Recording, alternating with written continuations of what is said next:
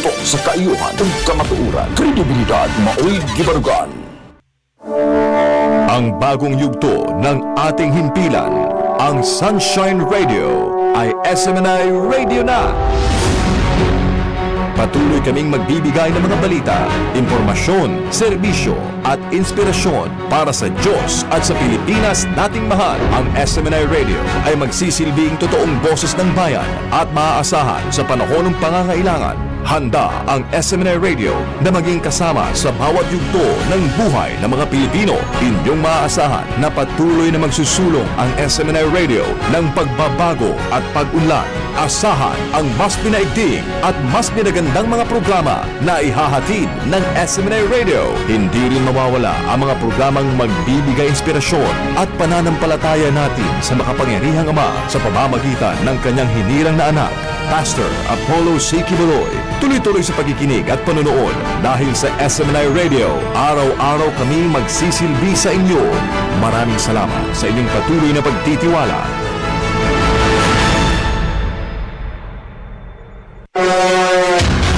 Serbisyong kapartner ng bayan. Kapartner ng bayan. Ania ang tulumanong mupaila sa lain-laing ahensya, organisasyon, personalidad o individual nga andamugahin sa ilang serbisyong kapartner ng bayan. Atong sayron ang mataglakang nga nabuhat na ug angay pangbuhaton alang sa ikauswag sa matag komunidad ug sa nasod sa kinatibuk-an. Serbisyong kapartner ng bayan. Aniya na ang atong kapartner nga makauban karon.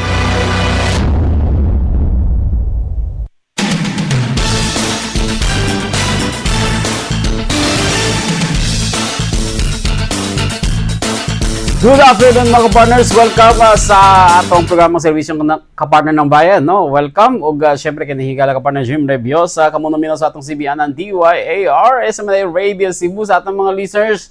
Maayong hapon ka natong mga maayong hapon natong tanan mga kapartners, no? Ug syempre usa na pud ka mahinungdanon episode sa atong programang serbisyong kapartner ng bayan nga ato ang ipadungog sa inyo mga kapartners karong hapon. Kumusta? No, ang Metro Manila, ang particular no, Metro Manila karon grabing pagbaha. Og left and right no, pila ka adlaw, upat ka adlaw, sunod nga pag-ulan mga ka-partners ug mo nang ilang na sinati karon no. Grabe ang mga pagbaha gyud nga ang uban nilagpas nag first floor. Ang uban sa mga ka-partners why choice no, kinahanglan gyud nga mo lusong gyud ba no, mo salom na gyud sa baha, pero kana gina-discourage gyud nato mga ka-partners no, labi na ang Department of Health nag-warning gyud no sa mga kaigsunan nato mga ka-partners na once ka naagi baha no, i-avoid lang gyud ang kung di gyud malikayan no, ayug humol sa tubig baha kay nagsagol na maguna na diyang ihi sa ilaga no, nga monay causes sa leptospirosis mga ka-partners ug syempre mga bakterya na din ha, labi na kung nakisamad no, ma-infect yun ang imong samad kay tungod kining mga baha mga ka-partners lagi ni mga dala-dala pud nga mga hugaw no, mga bakterya na makadaot sa ato ang panglawas no, mo nang ginalikayan gina og syempre as much possible kung dili kailangan mo gawas ay nalagawas no. Naman kay miyembro sa imong pamilya nga usahay, di ba? Magsugo-sugo. Panahon sa kita man siguro naka-experience ng mga pagbaha, di ba? Na uban nga di nagid mo ang uban di na lang no, ay nalang lusong sa baha, stay put ka na lang sa balay no kung dili wala gyud mo na abtag baha. Nalang tay usa ka miyembro sa pamilya nga naka-designate no nga moy iran nga ginatawag no. Sa ating palit kung ay kakulang sa kusina no o pagkaon baron. Pero di malikayan kinahanglan din mo musulod sa trabaho kay syempre labi na sa mga private employers or employees I mean no, di gud kalikayan kinahanglan mo trabaho gud kay no work no pay man no, regardless kung say sitwasyon no, na ato ang palibot magiba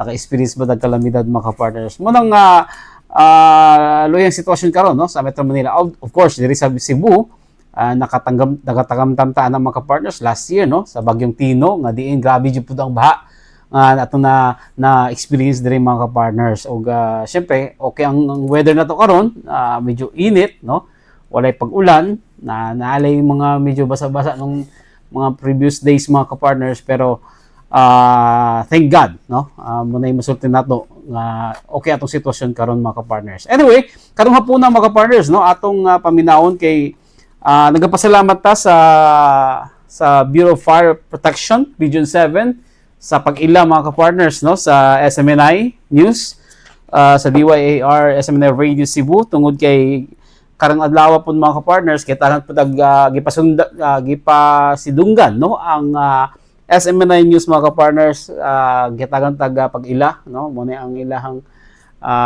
plake gihatag mga ka-partners. Salamat kay BFP, no, labi na sa ilahang bag-ong Regional Director karon nga si Police Chief Superintendent Rodolfo Dinaga, no,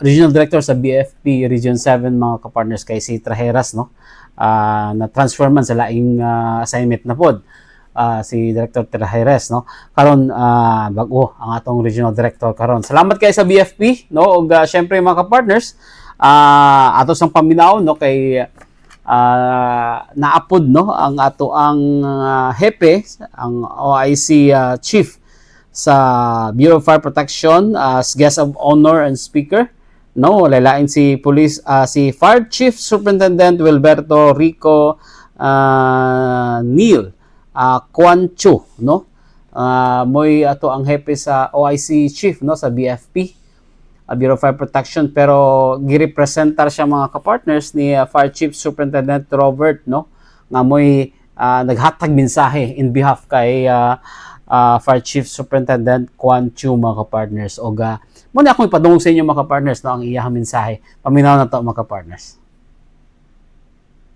To extend my words and gratitude to the whole of BFP R7 under the leadership of our beloved Regional Director, sir, Mayor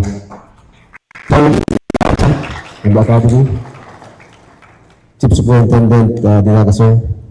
Thank you. Personally also, I saw also one of my upperclassmen, Police Colonel Attorney Camille, sir. And others from the Coast Guard, sir. Good morning, sir. All the members, the awardees from local government, non-governmental organizations, including the retired BFP personnel. Because you know, on September 3, mag-retire na ako at the age of 56. So sabay-sabay tayo.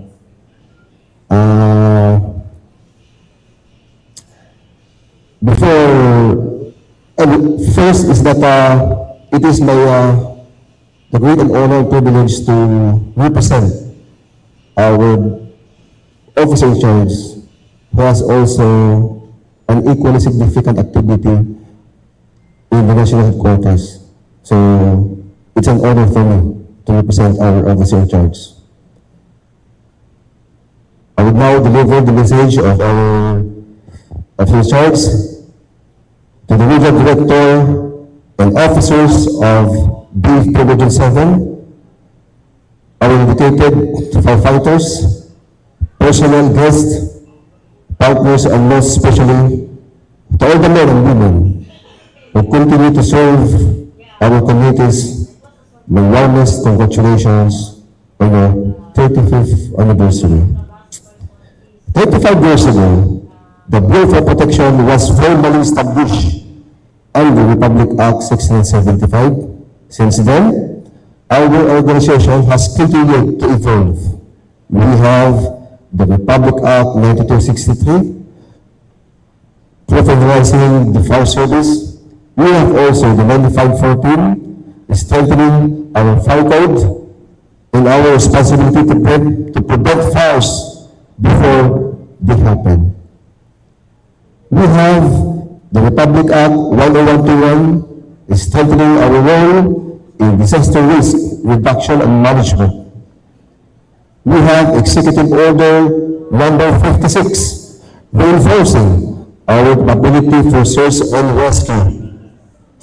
And we have Republic Act 11589, the PFP Modernization Act. These laws are not simple numbers without written in our books. They represent our direction. They represent our vision. They represent our mission. And more importantly, they represent the expectations of the Filipino people from us.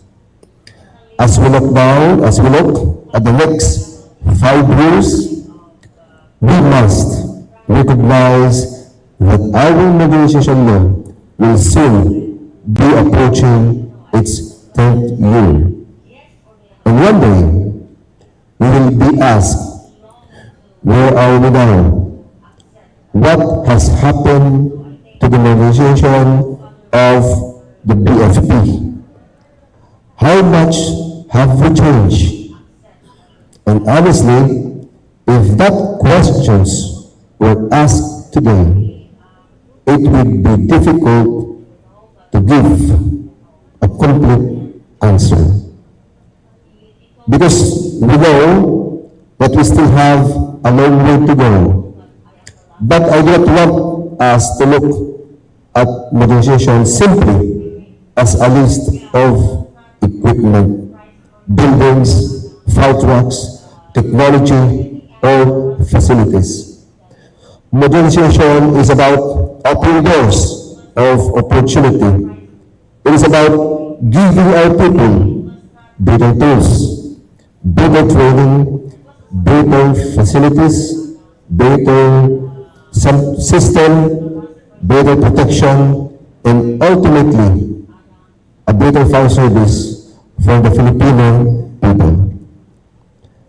As your officer in charge, I only have 1 year month left in this position. So I will not stand before you and tell you that I will do this and I will do that. What I can tell you is this: I will open doors of opportunity for this organization. I will look for the keys. I will find ways to open these doors. But remember this: having the key does not mean the door will open by itself. We need hands to use these keys. We need people who are willing to push those doors open. We need people who are willing to walk through them. And we need the entire BFP, not just the national headquarters, not just the regional offices, not just the leadership, but every single member of the Bureau to make our dreams for this organization a reality. And this is where BFP Region 7 comes in. I ask you, work hard, do your best, follow your policies, our policies, respect our regulations, and most importantly, do your part. In plain and simple language, do your part and we will do ours. Because as an organization, everyone has a role, everyone has a responsibility, everyone has a mandate, and everyone contributions matter. But as we pursue the organization, reform, new equipment, new system, and new opportunities, let us never forget the real meaning and essence of the fire service. And the heart of everything we do is service. We are here to protect lives. We are here to protect property. We are here to protect fires. We are here to respond when disaster strikes. And we are here because the Filipino people expect us to be there when they need us most. Technology will make us better. Modern equipment will make us stronger. Modern facilities will make us more capable. But no modernization will ever replace the courage, the compassion, the discipline, and the commitment of a firefighter. At the end of the day, it's still us. It's still the BFP. And before I end, allow me to leave you with these three simple words. Be there. Be there for the people. Be there for your fellow firefighters. Be there when your community needs you. Fulfill your mandate. Do your job, do it right, do it with integrity, discipline, professionalism, and finally, protect with purpose. Protect lives, protect communities, protect the trust that the Filipino people have placed in the Bureau of Fire Protection. Because we are put this two together. Be there, fulfill your mandate, protect with purpose. We become the PFP that our people deserve. To the men and women of BFP Region 7, thank you for this opportunity to be with you and share our directions, our plans, and our dreams for the BFP. I may not be able to tell you exactly where all of this will be in the coming years, but I can tell you this: the doors are there, the opportunities are there, the keys are within our reach. Now it is up to all of us to open those doors and walk through them together. Continue to show the courage, continue to lead with integrity, continue to protect with compassion, and never forget why we wear this uniform. To all of you, I wish you the best in life and the best in service. Once again, congratulations to the BFP Region 7 on your 35th anniversary. Mabuhay ang Region 7, mabuhay ang Bureau of Protection, at higit sa lahat, mabuhay ang ating minamahal na Pilipino. Happy 35th anniversary. Maraming salamat and God bless us all. Once again, a big round of applause. Alright, mga partners, no, ang mensahe ni Fire Chief Superintendent Robert Pasis, mga partners, no, ang Director for Operations in behalf, mga partners, kay Fire Chief Superintendent Wilberto Rico Neil Conchu, mga partners, no, siya ang ang officer in charge karon sa Bureau of Fire Protection, Bureau of Fire Protection, no, hepe nato, mga partners, no, ug syempre nadunggan sab nato ang interview nato with the Fire Chief Superintendent Rodolfo Dinaga, mga partners, kabahin sa mga nahitabo sa BFP Region 7 for the past 1 year, mga partners, tungod kay gi-celebrar ang 35th, no, BFP anniversary karong adlaw, mga partners, no, diha sa Golden Peak Hotel, mga partners. Og isa pod ang SMNA News nga giila, mga partners, na isip partner nila sa pagpalapnag, no, sa mga impormasyon gikan sa Bureau of Fire Protection para sa ato ang mga katawhan, mga partners. Og salamat kaayo sa pag-ila sa plaque of appreciation na gihatag sa BFP Region 7, mga partners. Og syempre, in behalf sa SMNA, Sunshine Media Network International, sa DYAR SMNA Radio Cebu, kay Ma'am Eileen, sa of course sa mga opisyalis, no, sa SMNA. Salamat kaayo sa pag-ila sa SMNA News diri sa Cebu o Visayas, mga partners. O syempre, dili nagtapos ang atong programa. Salamat kaayo sa inyong pagpaminaw. For productive episode na po nato sa ato ang serbisyo ka-partner ng bayan. Salamat kayo, mga partners, ug ang Diyos manalangin kanatong tanan. Kinigala, Jim Ray Piosa. Hangtod sunod episode atong programang serbisyong ka-partner ng bayan.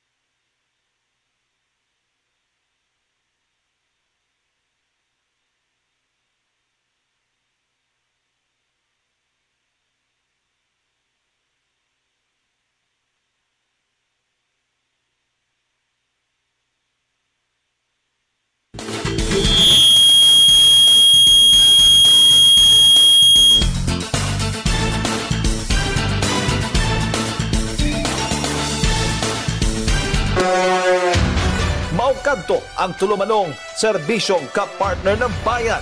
Ubani kami ninyo sa sunod na higayon, matag Lunes hangtod Biyernes sa susamang oras, 1:00 hangtod 2:00 hapon. Dinhi lamang sa DYAR 765 SMNA Radio Cebu.